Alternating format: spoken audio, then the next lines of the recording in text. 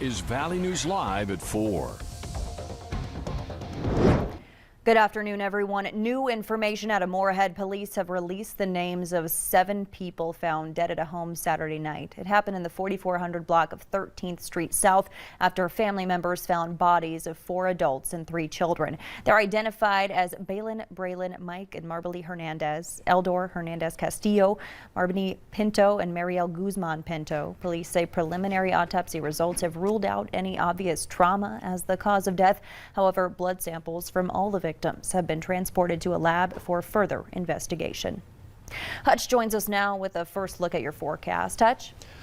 Stacy, thanks so much, and good afternoon on this Monday. We do have some snow heading our way, but it isn't here yet. We have cold temperatures as well. Check this out: 5 in Bemidji, 3 in Roseau, and look down to the south. We're only 10 to 15 degrees. A little bit of a breeze out there too, so wind chilly. Bundle up and put those old earmuffs on. Here's a look at what's going on and what we're watching as we head into the evening hours. First and foremost, we do have some clouds pushing into our western counties. We are very clear here in the valley, very clear into western Minnesota. But check this out: some snow flying in the big sky country of Montana. And before we rise and shine, there will be some changes heading our way. What changes? Well, many of us, most of us, will have a good shot at 1 to 3 inches of snow.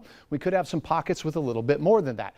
Not going to be a whopper of a snowfall, but Stacy, I can tell you this: there'll be some slippery spots first thing in the morning as our wintry weather trend continues. For tonight in Fargo, temperatures are expected to be in the single digits. It'll be cool, but as the clouds build in and our chance of snow increases late, we'll see temperatures steady to slowly rising. I'll have hour-by-hour details on when the snow gets to your neighborhood and, well, how those conditions are going to be combined with some wind to create a few tricky spots here in a minute. All right. Thanks so much, Hutch.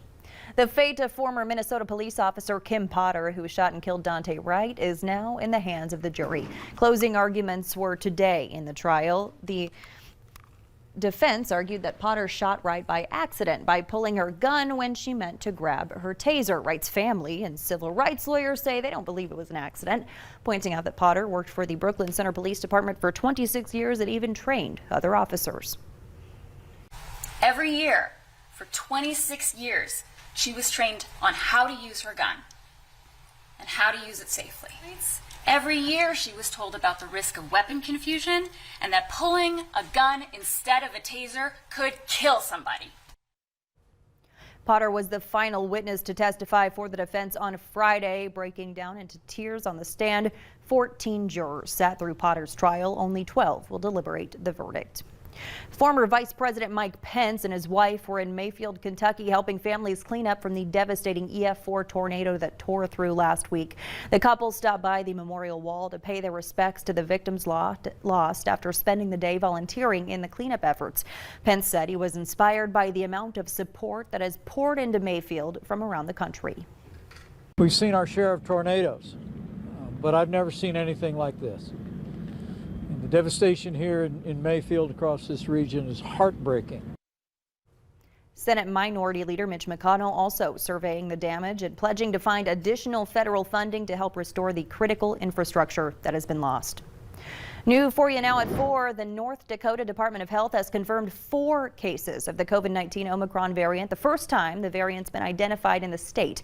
2 cases are in Ward County and 1 each in Burleigh and Cass counties. All 4 people are under the age of 50, with 2 saying they traveled to another state.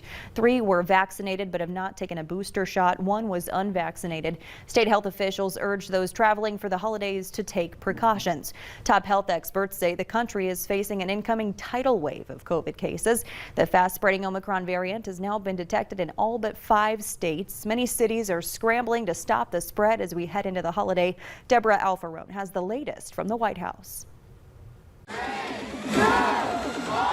Los Angeles has canceled its New Year's Eve celebration in Grand Park because of COVID. Boston's mayor announced a brand new vaccine mandate for restaurants, gyms, and sports venues. And the mayor of Washington, D.C. has reinstated a mandatory indoor mask policy. 2, 1, Happy New Year! However, the Times Square New Year's Eve countdown is still on for now. The 2022 digital board arrived Monday, even as New York City grapples with a record-breaking number of cases. We did not expect Omicron to move quite this quickly. Nationwide, average new daily COVID numbers have nearly doubled since the beginning of November, with an average of 156,000 cases a day. From Minnesota to Florida, California to New York, lines for testing are long and home test kits hard to find. We are going to see a spike in cases, and that's because Omicron is incredibly transmissible. But there will be a stark difference between the experience of those who are vaccinated and boosted versus those who are unvaccinated. President Biden will address the nation tomorrow, and he's expected to issue a stark warning to unvaccinated Americans. He's also expected to outline new steps to help communities struggling with new caseloads. We continue to see, and our health experts assess, that you're 14 times more likely to die of COVID if you have not been vaccinated versus vaccinated. Among those who've been caught up in this most recent surge, Senators Elizabeth Warren and Cory Booker, U.S. Representative Jason Crow from Colorado, and Maryland Governor Larry Hogan all say they are vaccinated and boosted and only experiencing mild symptoms. Deborah Alfarone, CBS News, the White House. Today, Moderna released new data that shows a third shot increases antibody levels 37 times. With the U.S. now averaging more than 150,000 new COVID cases every day, we're hearing more and more about breakthrough cases. And with the highly transmissible Omicron variant spreading, health experts expect more breakthrough cases in the coming weeks. No vaccine is perfect, and especially against a foe like Omicron, but those infections are much more likely to be mild compared to maybe somebody who is not boosted or not vaccinated, who may have a greater chance of ending up in the hospital. Health experts say vaccinated people who get infected still need to isolate to prevent the virus from spreading, adding people with underlying conditions like heart disease and diabetes should be especially careful right now, regardless of vaccination status.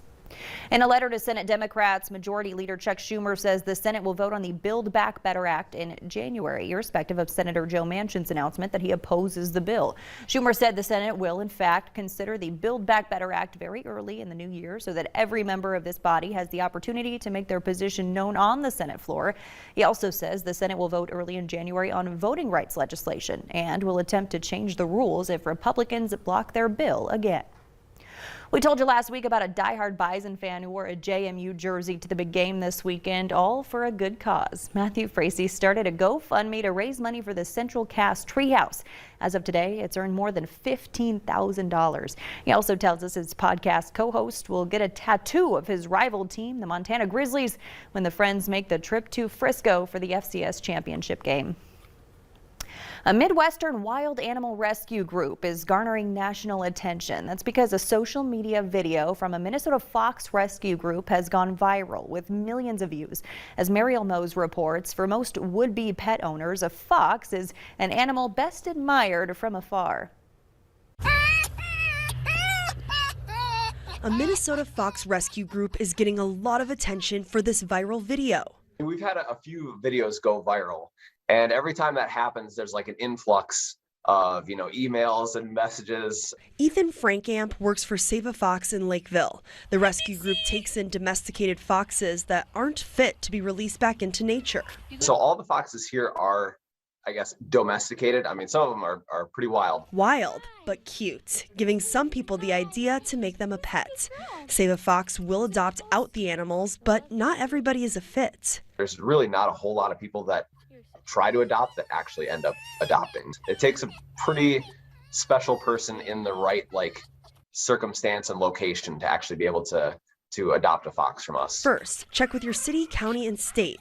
Not all communities will allow you to own a fox. You also must live in a house that has a yard.